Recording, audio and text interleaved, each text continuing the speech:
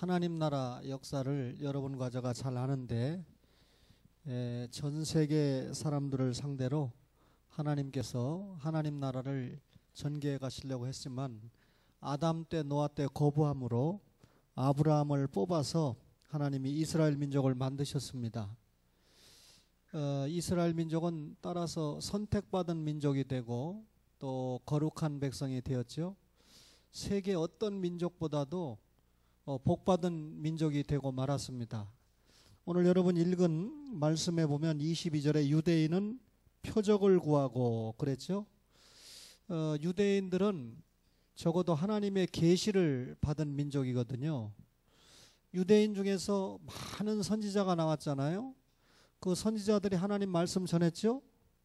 또 선지자들이 구약의 말씀을, 모세도 선지자 아닙니까? 구약의 말씀을 기록해서 주시지 않았습니까?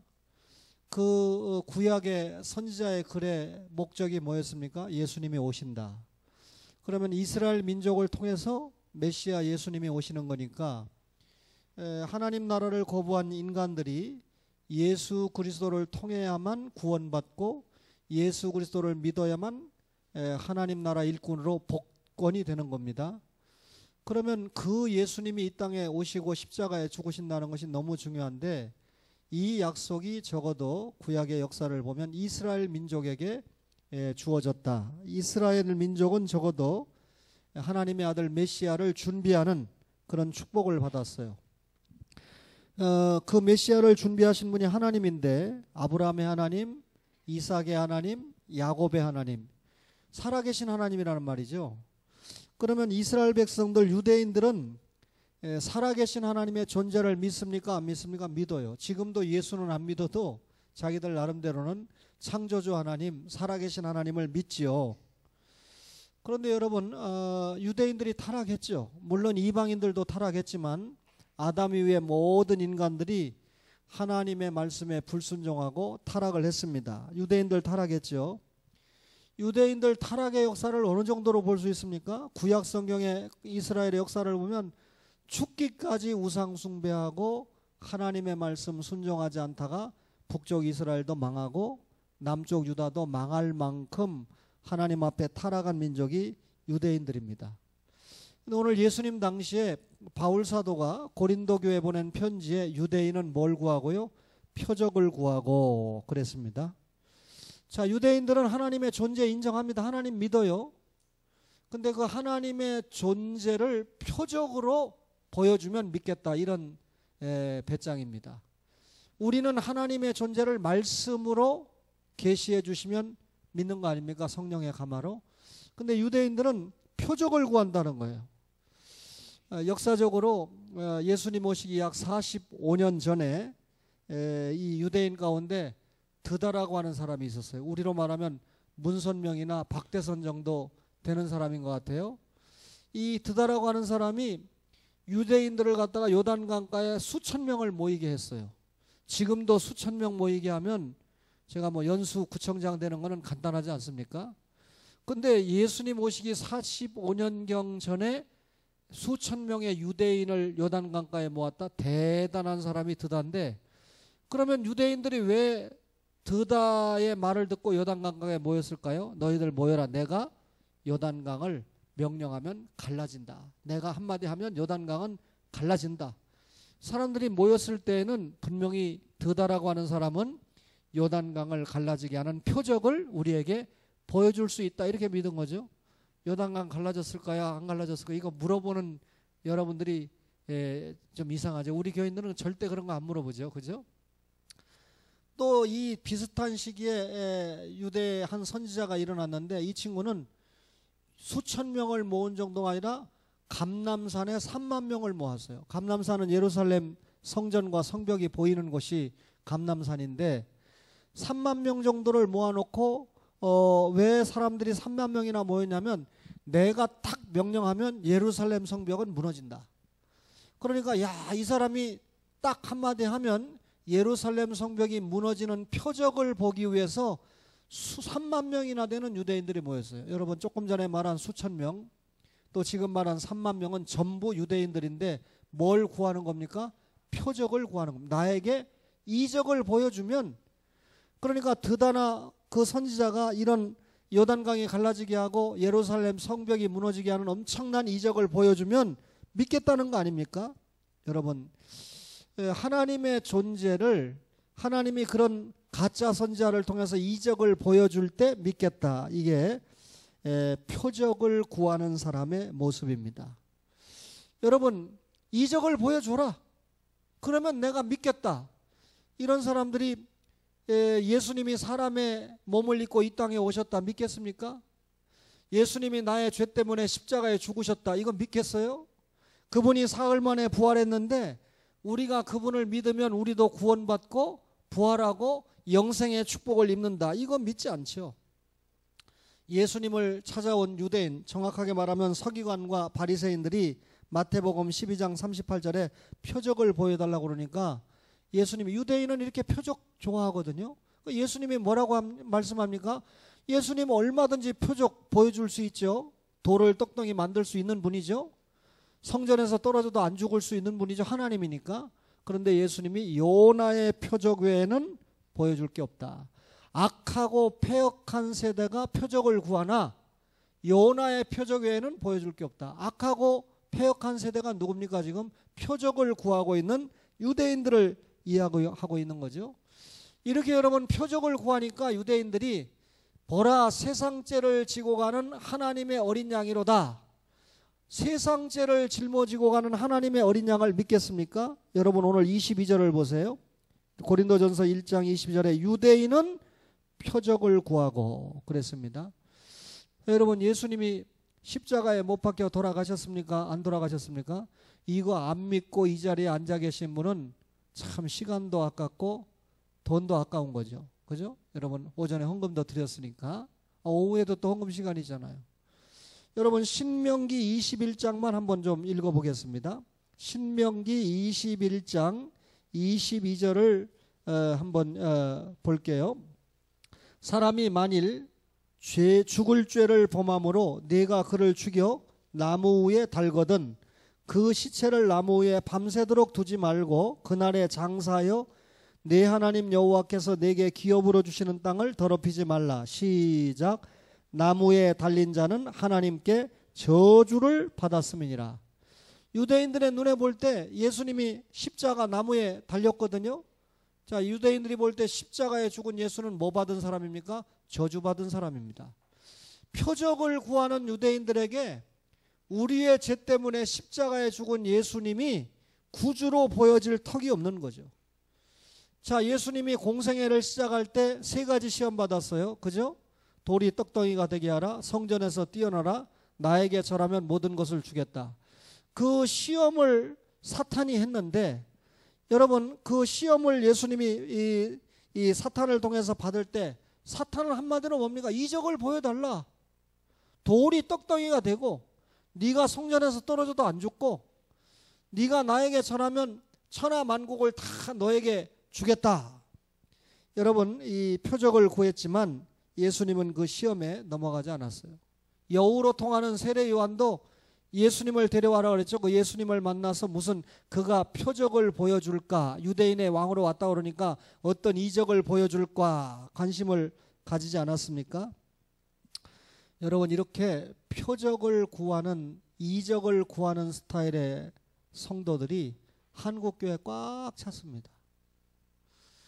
조금 진하게 표현하면 징글징글할 정도로 찼어요. 이런 분들은 신목사와 같은 설교를 선호하지 않습니다. 오늘 제가 오전에 조금 힘없이 설교했나요? 우리 권사님들이, 구역장님들이 수준이 있어가지고 목사님 오늘은 딴 때보다 은혜가 떨어져요 이렇게 말 안 하고, 오늘은 마이크가 안 좋았는지 목사님이 조금 힘이 없어요. 그 말은 은혜가 좀 덜 됐다 그 말이거든요. 오늘 마이크 볼륨이 좀 낮았다라고 하는 생각을 제가 오전에 해보긴 해봤는데, 어쨌든 여러분과 저는 계시 의존 신앙이거든요. 계시가 뭡니까? 신구약 66권 아니면 이게 하나님의 계시잖아요. 스스로 계신 분이 당신을 완전하게, 당신이 뭐하는 분이고 어떤 분이고 누구고 여기다 다 계시하지 않았습니까?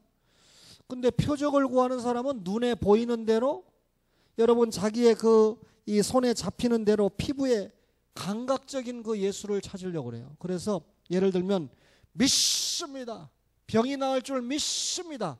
그래 육신의 병이 나으면 표적이 보여진 거니까 야 하나님이 계시고 나를 사랑하시고, 만약에 병이 낫지 않으면 하나님은 안 계신 거죠. 사업이 잘 되게 할 줄 믿습니다. 그런데 사업에 성공하면 하나님이 계시고 사업에 실패하면 하나님이 안 계신 거죠. 이게 표적을 구하는 스타일의 신앙 스타일입니다. 여러분, 태초에 하나님이 천지를 창조하시니라. 여러분, 하나님의 창조가 이적이죠. 여러분, 하나님이신 예수님이 사람의 몸을 입고 이 땅에 왔다. 이게 이적 중에 제일 큰 이적이죠. 그렇죠? 근데 저와 여러분이 예수님을 믿고 하나님의 자녀가 돼서 지금 이 시간에 초원교회당에서 예배를 드리고 있다는 것 자체가 이적입니까? 아닙니까? 이적이죠. 그렇죠? 여러분 그렇게 생각 안 하세요?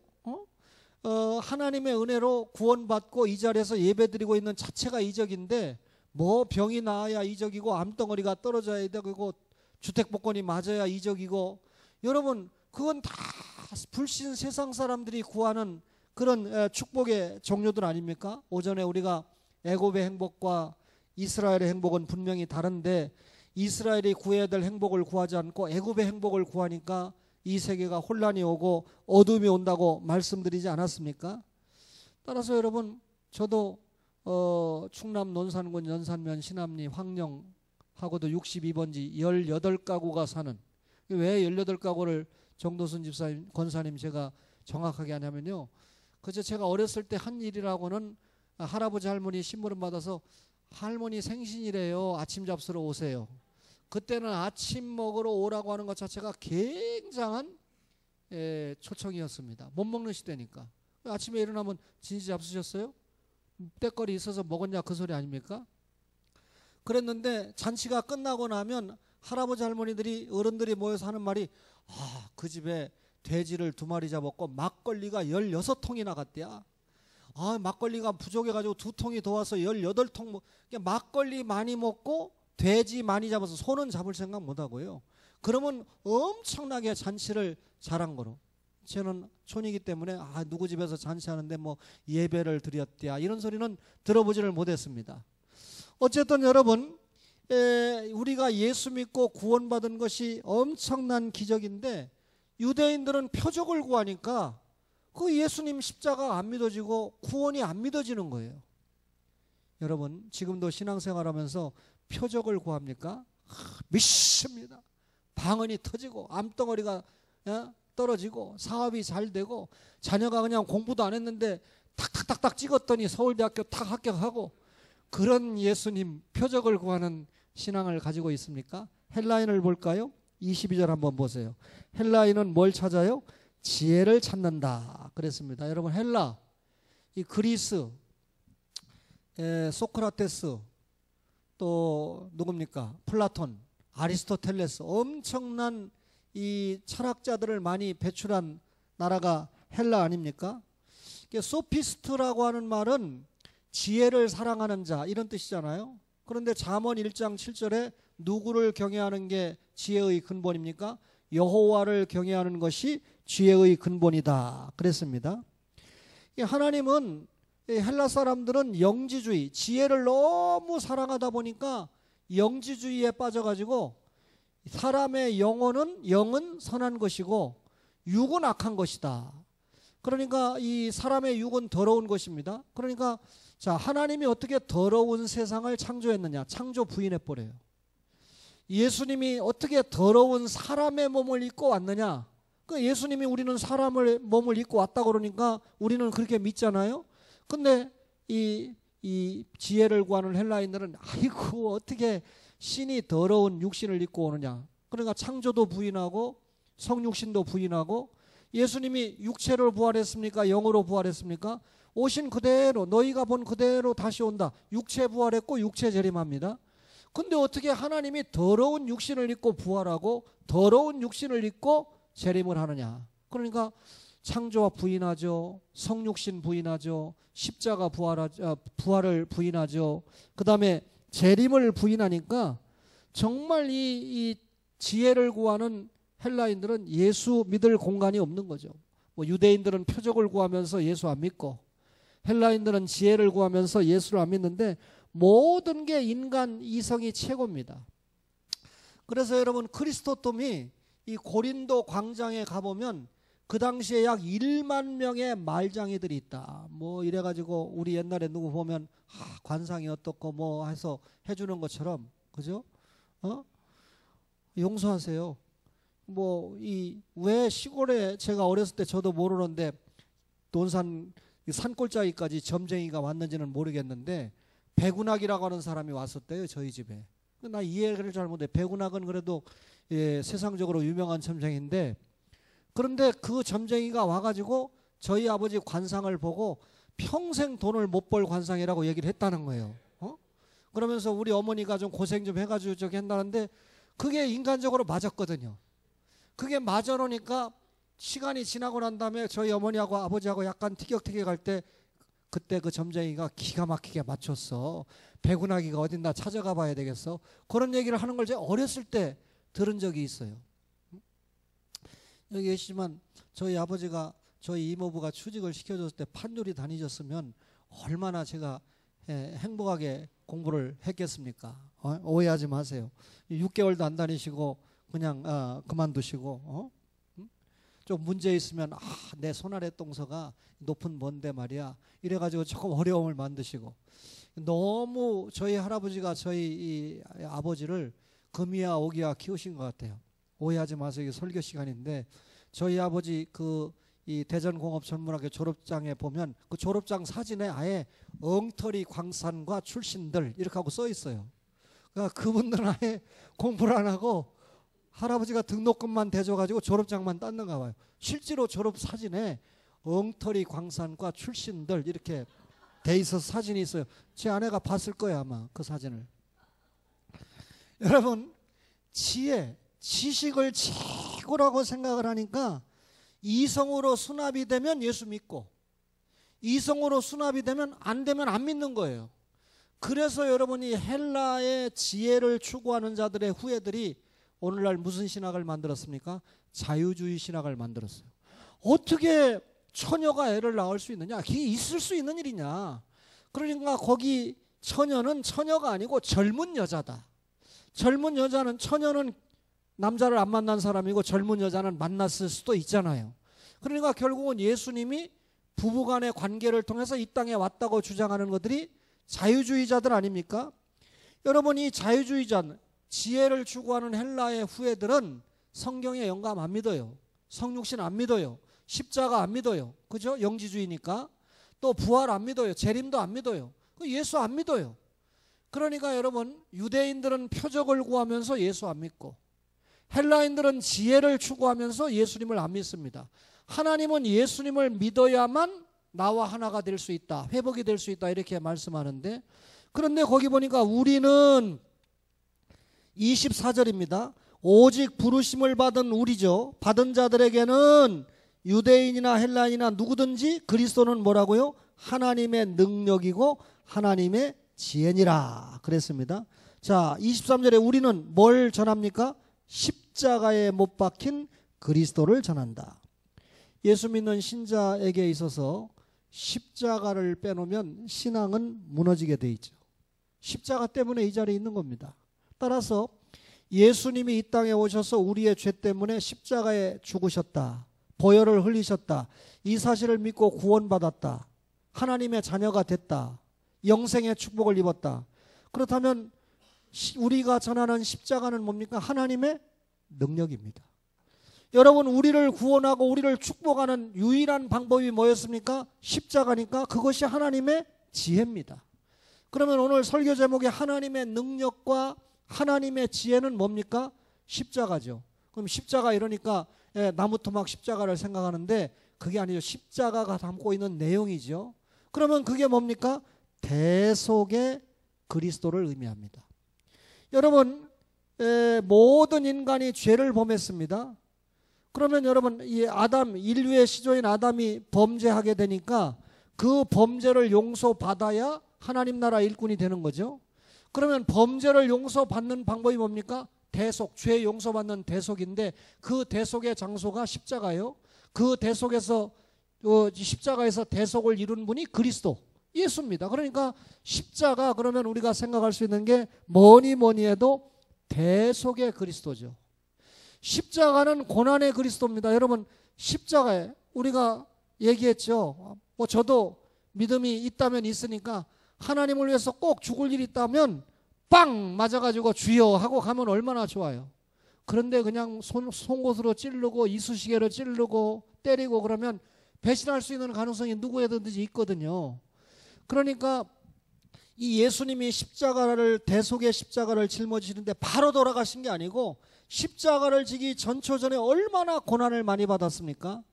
또 십자가에 매달린 후에도 적어도 오전 9시에서 오후 3시까지 6시간이나 십자가에 매달려 온갖 고난을 당하지 않았습니까? 따라서 여러분 십자가는 고난의 십자가. 이 고난의 십자가 뭡니까? 우리가 그 사실을 믿는다면 우리는 대속을 할 수는 없지만 예수 그리스도를 믿는 우리가 예수 믿는 신앙 때문에 사명 때문에 오는 고난을 어떻게 된다고요? 애굽으로 빠꾸하는 게 아니라 가나안으로 가기 위한 정면 믿음으로 승부를 보는 그런 은혜가 있어야 된다 그 말이죠. 결국 십자가의 절정은 뭡니까? 죽음입니다. 예수님이 왜 죽었습니까? 죄값 때문에 죽었어요. 누구의 죄값 때문에? 예수님은 죄가 없습니다. 빚이 없습니다.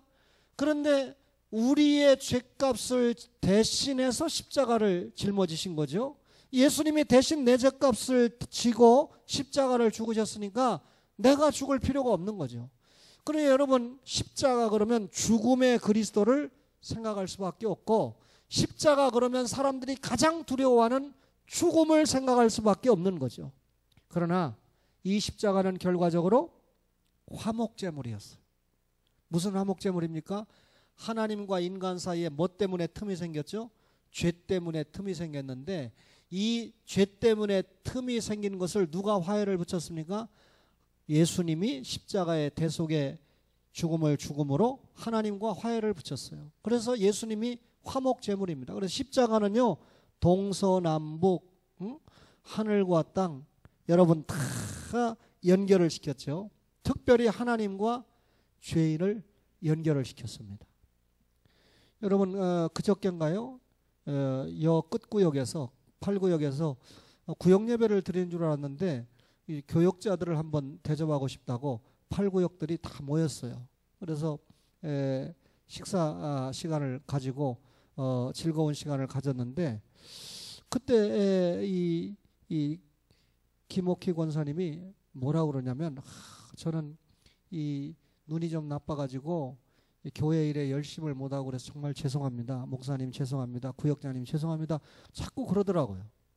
근데 제가 볼 때 시력이 좋은 분도 물론 충성하는 분이 있지만 김옥희 권사님까지 충성하는 분이 있을까? 제가 순간 생각해 봤어요. 뭐 전도사님을 만나자고 그래가지고 전도하러 가자고 그러고 몇 번이나 전도사님이 전도하러 가고 전도사님을 불러서 전도하고 신방할 정도면 여러 군데 개인적으로 만나는 사람에게 전도하는 열심을 보였다는 의미거든요. 구역 예배도 열심히 드리고 또 목사를 위해서도 열심히 기도해 주는 제 일거수일투족을 다 알아요.